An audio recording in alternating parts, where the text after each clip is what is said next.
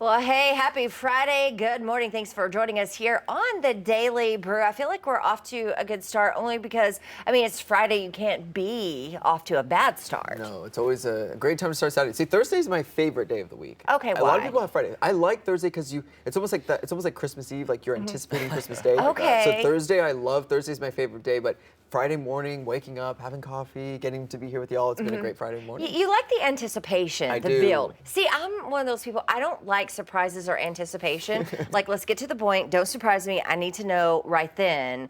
Yeah. So it's hard for me to hold on that long, Jacob. Yeah. I'm like, it's Friday. Let's get to it. I want to do it. Yeah, absolutely. So, all right. So let's talk about some things making headlines today. One of them, police are investigating after Brad Pitt's home was broken into in Los Angeles. So I'm just thinking, this was 10:30 overnight. They say the suspects, or three of them, that scaled the wall and broke into the home, stole some items. They didn't say exactly what, didn't sort of give how much money it was all worth.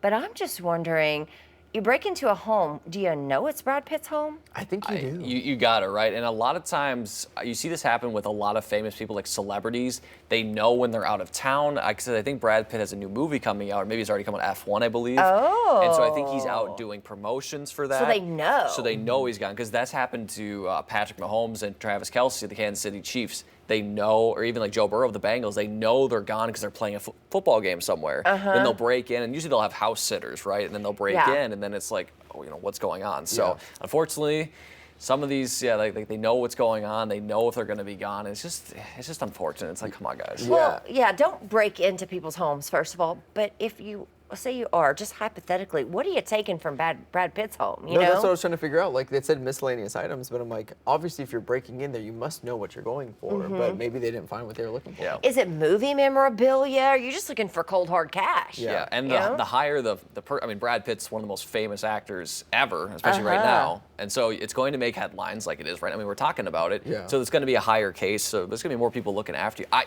Again, I'm not trying to think like a criminal, but I'm just saying, I don't understand the choice. Yeah, I don't know.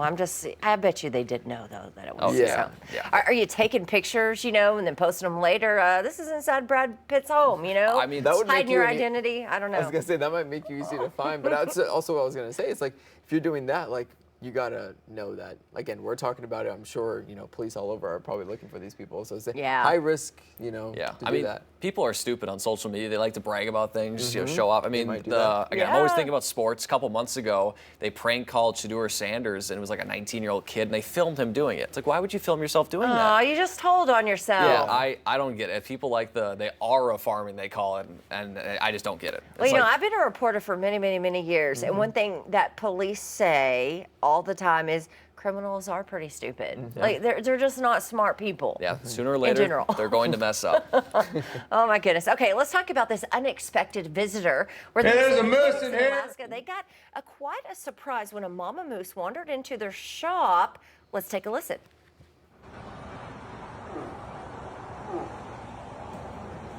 She's just going there. She actually trotted in there past the toolboxes. I think she was sort of her hoofs clacking, everything, making some noise. She was looking for babies is what it was.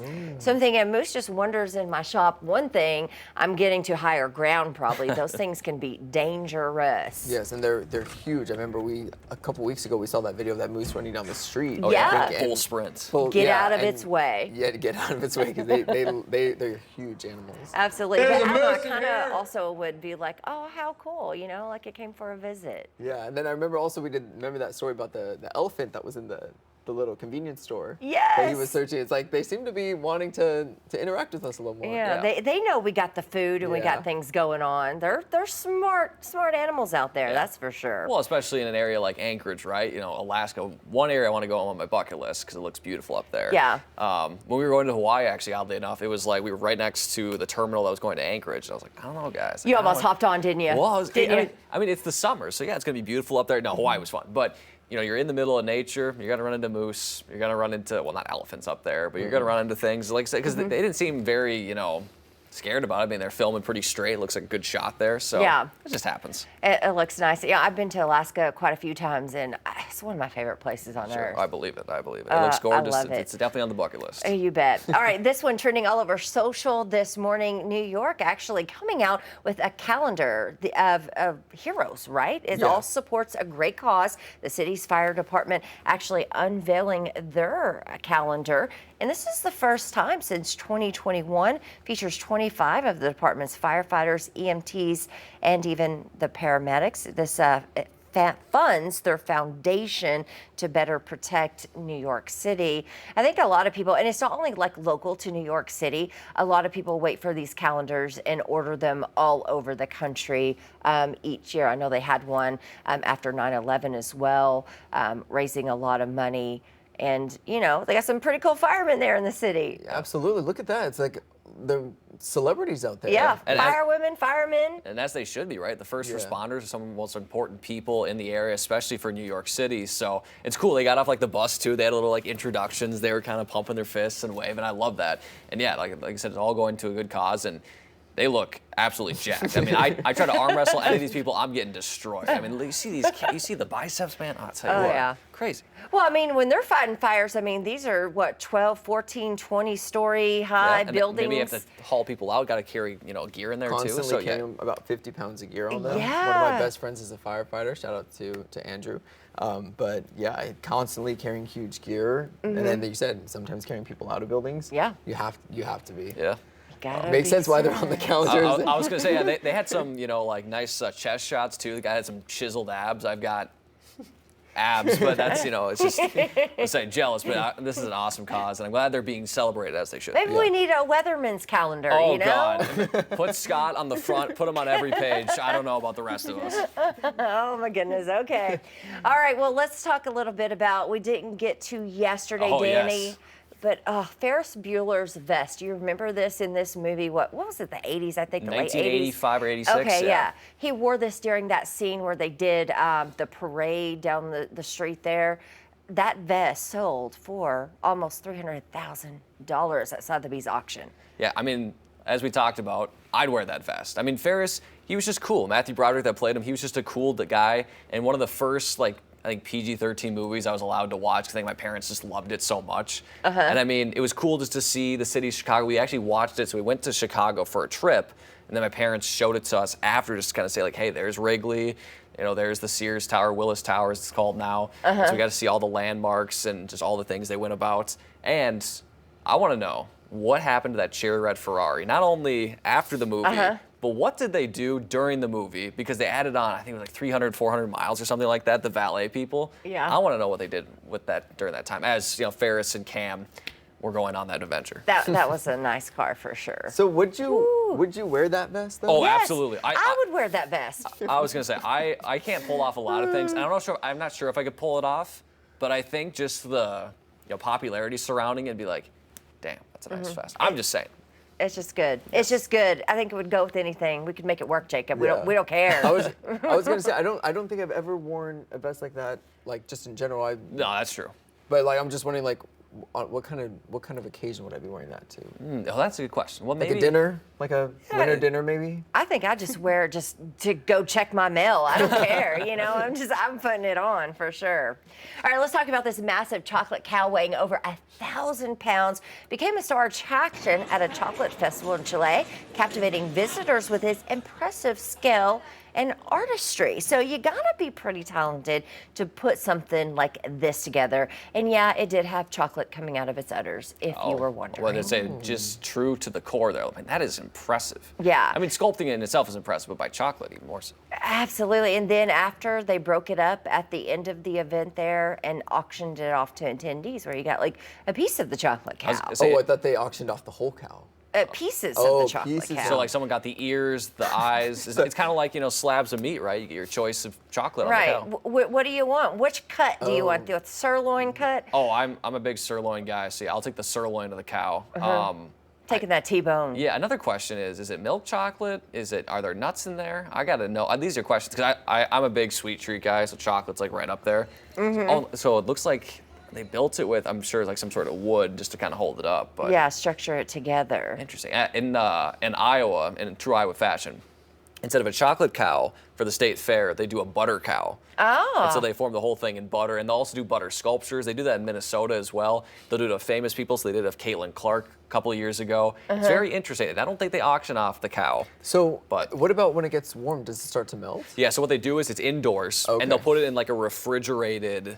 So it's like, cold in there. Yeah, oh yeah, it's cold in there. And for Minnesota, they'll do like I don't know necessarily. It's not Miss Minnesota, but like it's the county fair gals. Like for every county in Minnesota, they'll sculpt the winner, and so she'll be sitting in this like container for 3 or 4 hours. Oh, wow. And then the sculptor will be in there sculpting it. When August comes around, late August, we'll have to see if they show video of that, because I know one of our sister stations up there shows it. And it's very interesting, but yeah, it's chilly in there. It's like probably 60 degrees. Okay, Wow. Okay, you got to keep.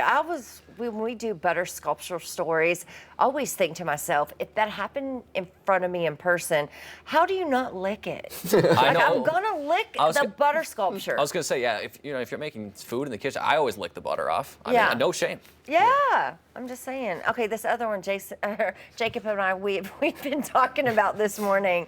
Olive Garden has introduced oversized pool noodles, so fans can, get your favorite giant bowls of whatever at Olive Garden, and they even have the breadsticks. I was gonna say, you gotta have the breadsticks. Yeah. So what they got is the floating fettuccine and the taking it easy tortellini and the relaxing rigatoni.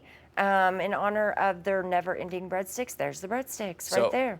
Do we get unlimited breadsticks? Do we get unlimited pool noodles as well, or does that not come with it? You don't, but you can get a breadsticks bucket hat, or I'd take I would that. want that, yeah. or a Super Summers Vibes tote bag, or a Lettuce Chill floating drink holder. Okay, that's what I was gonna right ask there. what the drink holder was. Okay, that's really cool. One of my Yeah. favorite summer activities is just laying on a floaty. And in the pool, anywhere, just laying on a floaty. It's so relaxing. And why not do it on something from Olive Garden? Yeah, like the breadsticks. I know. That's so fun. I love it.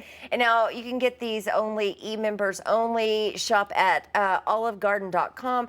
They're $40 a piece, so a little bit pricey, but maybe worth it if you're a big fan. I was gonna say, yeah, and if you had a pool and you're consistently, or if you're consistently out on the water, $40, man. I'm a cheapskate, so I don't know. Maybe we'll negotiate. Maybe if it gets down to 20, maybe I'll buy Yeah, it. maybe buy a you little guys can go breadstick. in on the breadstick one. Yeah, we will. I was gonna say, yeah, we can take it, every other week of the year. There you go. All right, let's talk about these two water spouts over the Manatee River in Florida City. Look at that amazing video. It's probably rare that you see something like this, right? Yeah, and the one thing is, it's basically just a tornado over water. They form the same. It just happens over the ocean, and usually they're those skinny ropes that you see. I don't know why they're zooming in on traffic. Probably, I think there's just a lot of cars pulled over to look I was at gonna it. say they're all parked trying to take I was it gonna away. say, Yeah, what- they stalled things there looking at it, actually. So, but I would too. I would have to stop Yeah. and see this. Yeah, but yeah, they happen fairly often, and usually they're harmless because they'll usually stay out in the ocean. But it's just really cool to look at. I mean, I'm kind of mesmerized by myself, because truth be told, I've not only not seen a water spout, I've never seen a tornado like in person. Really? Okay. Yeah, even living in areas that they're fairly common. I mean, obviously, especially here, I've never seen one. Yeah. I've So- seen one at a distance, and I keep it there. So with those, like if you were on a boat nearby, would your boat start to get pulled in, do you think? Oh yeah. So that wind again is that vortex. You probably see. I don't know if we could see the footage, but it'll start rotating usually counterclockwise, and you could kind of sometimes get pulled in by the currents. They can be kind of scary, although yes, you can. It's hard. It's tough to see. You see that like the bottom of the one on the right, you can kind of see some stuff. Yeah, spitting it up. swirling. The left one as well. You can see some swirling up. So yeah, so those currents do get pulled in, and so it's usually it's pretty skinny, but you can definitely get some tight currents just kind of in and around the area. But yeah, very fascinating to see. And this is kind of off topic, but if we always talk about with storms here. If there's severe weather, don't park under an underpass or a bridge if emergency vehicles need to get in. I know it's Florida, and it's harmless, but I'm just side note. But yeah, those Yeah. are really cool. Not a good idea, for sure. All right, it is a Friday. We love to say it and heading into the Yes. weekend. You're probably wondering, what's that weather looking like? Yeah, so pretty consistent with what we've been seeing recently, but now the rain chances are a little bit higher, especially during the afternoon hours. So for us, especially starting this afternoon, we'll see temperatures in the upper 80s and then the low 90s in the River Valley. The one thing to notice, again, rain chances are a little bit higher, from about 30 to 50%. Not everyone's going to see it. It's not going to rain the entire afternoon and evening, but just something to keep in mind. I think especially just keeping that radar on hand, because a lot of these will be very kind of hit or miss across the area. You know, exact location with these sometimes can be pretty tough because it's just kind of almost a dartboard where they develop. But just be mindful that everywhere in the region does have that chance, especially tomorrow afternoon and evening, as well as on Monday. So for the River Valley, temperatures a little bit more seasonal now for both areas. Low 90s, low to mid 90s for the River Valley, upper 80s for Northwest Arkansas. But also to keep in mind, well, yes, we have a little bit more cloud cover, a little bit more rain. It is still going to be warm. The mugginess is not going away anytime soon. But the good news is it's a little bit more seasonal warm, something we can handle, but still pretty warm nonetheless. All right, sounds good. And hey, thanks so much for joining us here on the Daily Brew on this Friday. We hope you have a great weekend, and we'll see you right back here on Monday.